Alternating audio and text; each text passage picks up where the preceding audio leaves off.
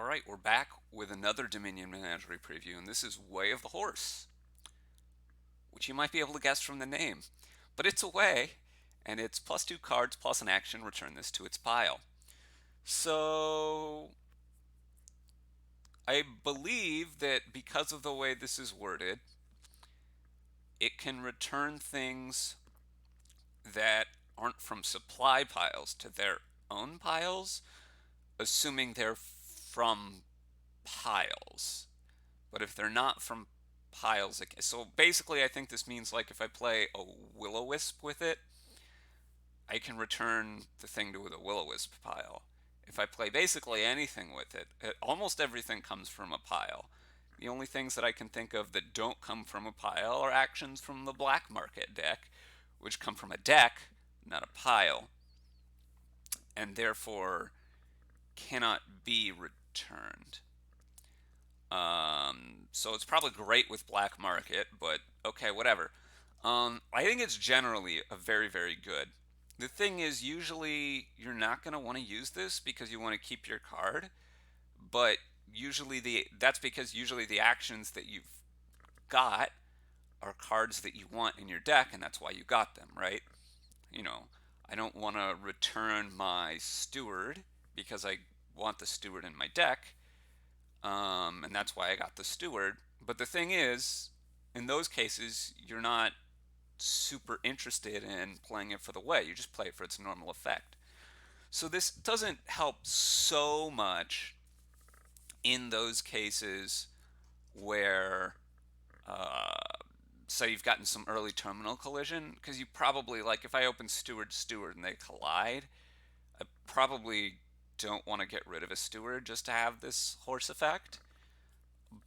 But in a lot of cases, you're just going to return the thing, right? Because it's either a card that's outlived its usefulness. This lets you get rid of your chapel or your remake or whatever after it's lost its purpose, and you get a pretty good benefit for getting rid of it as well. Not just that it's out of your deck, but also you get this nice, one-shot lab effect. So that's already, I think, very strong. It's also good at getting rid of cards that you don't want. Like this seems like a overhard counter to Cultist. Your opponent Cultist junks you to Oblivion, and you just say, okay, thanks for all the one-shot labs, dude. And you play all the ruins as one-shot labs, and then they can Cultist you again, but they're giving you good cards, not bad cards. So that's another thing. But also cheap actions. I'm thinking again mostly ruins, but if you can get actions to cost 0 or be very, very cheap, um, then you can convert buys into extra. I mean, it's kind of like the Goons experiment effect, where you know you have control over all the experiments. You use all your Goons buys to buy some extra experiments. You use all the extra experiments and you buy them more with Goons, and you've just got this kind of points factory for you. You can do that with cheap cards in this, right? This makes Ruins relevant in a way where extra buys suddenly on Ruins boards become very, very good, and you're just going to spend them all on Ruins. You're just going to spend them all on Ruins because, with their ways and with the way of the horse, you can turn them into one-shot labs, and that's definitely a good card. If the only cost is a buy, that's really, really good for me. So Ruin seems like a big combo with this. There's also all the things that are easy to get, like rats. Um, Suddenly you have a ton of deck control, right? I think rats get better with ways, kind of generally, but this is should be a really good version of that. There's other ways to get actions to be free or cheap. You can figure those out yourselves. Um, And I think the last thing I want to talk about with this, I think it's overall just really strong. But the last thing I want to talk about is pile control in a different way. This is probably mostly going to come up when you're like behind or when you're coming back in some sense. Maybe your deck is better. You need the game to go longer, and usually um, there's some chance, or not usually, but there's some decent amount of the time your opponent has chances to, I'm going to, angle to try to win with via a three pile ending before you can catch up. Um, or it's very likely, they can play for a way that includes having this three pile ending as part of what they're doing.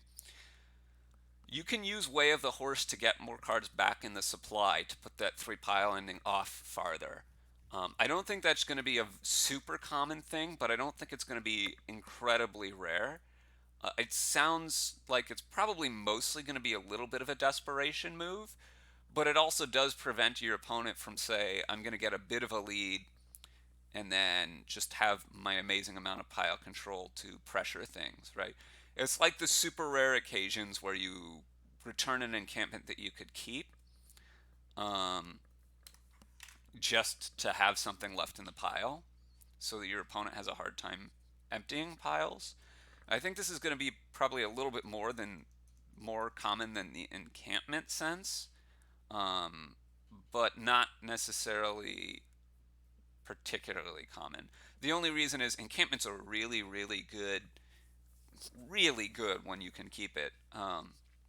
Right, plus two cards, plus two actions is better than most of the actions you're going to be having that you might be doing this on. It piles, okay. Um,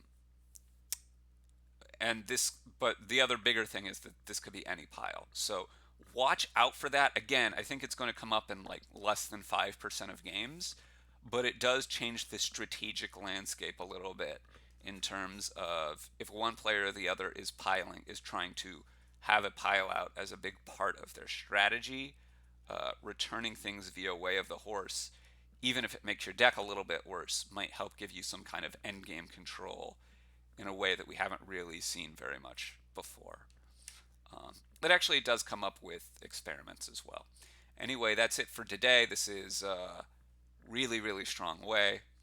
Uh, but we'll catch all of you, I think, tomorrow with more previews from Dominion Menagerie. Thanks for watching, everybody.